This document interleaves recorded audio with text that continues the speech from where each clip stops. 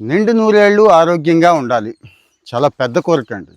కానీ అంత పెద్ద కోరికను కూడా చిన్న చిన్న అలవాట్లతో సాధించేయొచ్చు. నూరేళ్ళు గ్యారంటీగా బతకొచ్చు అని నేను చెప్తుంది కాదండి.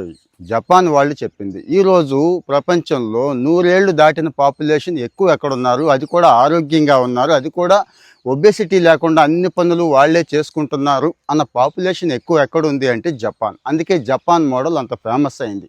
మరి అలాంటి మోడల్ని మిస్ అవుతామా మనం? సరే, వినేసి ఊరుకోకుండా ఎన్ని ఫాలో అవ్వగలరు, ఎన్ని ఫాలో అవ్వలేరో చెప్పండి. అవసరమైన వాళ్ళకైతే షేర్ చేయండి.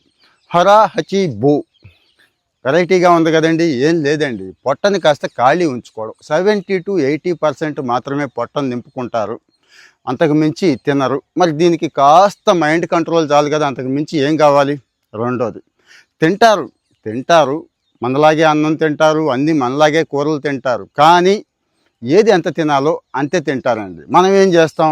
అంత బిర్యానీ, ఆ దిక్కుమాలిన పాలిష్డ్ రైస్తో చేసిన బిర్యానీ అంతా ఒక సంవత్సరం 2 సంవత్సరాల నుంచి కళాయిలో అదే నూనె ఉంటుంది, అందులో వేయించిన చికెన్ అంతా ఇంత పొడుగు కూల్ డ్రింకు, లేకపోతే నూడిల్స్, ఫ్రైడ్ రైస్లు, ఇవి కదా మనం తినేది. వాళ్ళు రైస్ తింటారు, రైస్తో పాటు ఏం తింటారో తెలుసా?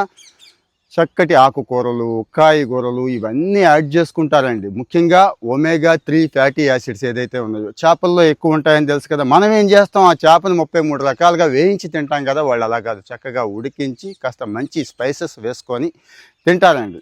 మరి ఇది ఎంత మంచి అలవాటు అనేది ఒకసారి ఆలోచించండి. అంతా కూడా తిండిలోనే ఉంది కదా. అయితే మనం తిన్న తర్వాత అరగడానికి టీ తాగుతాం, గ్రీన్ టీ తాగుతాం కదా. వాళ్ళు అట్లా కాదు, తినేయడానికి ముందే గ్రీన్ టీ తాగుతారండి. ఎందుకో తెలుసు కదా, యాంటీఆక్సిడెంట్స్ చాలా బాగా పనిచేస్తాయి, తిన్నది మొత్తం అరిగించేస్తుంది, పైపెచ్చు ఒంట్లో ఫ్యాట్ లేకుండా చేస్తుంది. అలాగే యాంటీ ఇన్ఫ్లమేటరీ ఫుడ్స్ కొన్ని ఉంటాయి, మనందరికీ తెలుసు, మనకు అందుబాటులో ఉన్నవే. చిలగొండతంపు దగ్గర నుంచి ఇవన్నీ కూడా. జపాన్ కూడా ఆసియన్ కంట్రీ అండి. అంటే మనకి వాళ్ళకి అన్ని వస్తువులు ఇంచుమించుగా వాళ్ళకి దొరికేవన్నీ మనకి దొరుకుతాయి. మన జీన్స్ వాళ్ళ జీన్స్ ఆల్మోస్ట్ ఆల్ మ్యాచ్ అవుతాయి కాబట్టి మనం కూడా నూరేళ్ళు బతికే అవకాశం ఉంది. కానీ లైఫ్ స్టైల్ రాను రాను కొన్ని తరాలుగా మన తండ్రులు, తాతలు, వాళ్ళ తండ్రులు దిక్కుమాలిన అలవాట్లకు వచ్చేసారు కదండి. అంటే ఉదన్నం తింటేనే శ్రేష్టం అని మిగిలిన కూరగాయలు, వాటిని దుంపల్ని అన్నీ పక్కన పెట్టేసి ఒక ఫ్యాషన్కి అలవాటు అయిపోయాం మనం. ఆ ఫ్యాషన్ అనేదే ఈరోజు కొంప ముంచుతాం. ఇంకా వీళ్ళు ఏం చెయ్యరు అంటే, ఫ్రిడ్జ్లో ఉన్న ఫుడ్కి కానీ, నిల్వ ఉంచేసిన ఫుడ్కి కానీ, మనం తింటాం కదా డైలీ చిప్స్ దగ్గర నుంచి ప్యాకెట్ ఫుడ్లు చాలా తెచ్చుకుంటాం.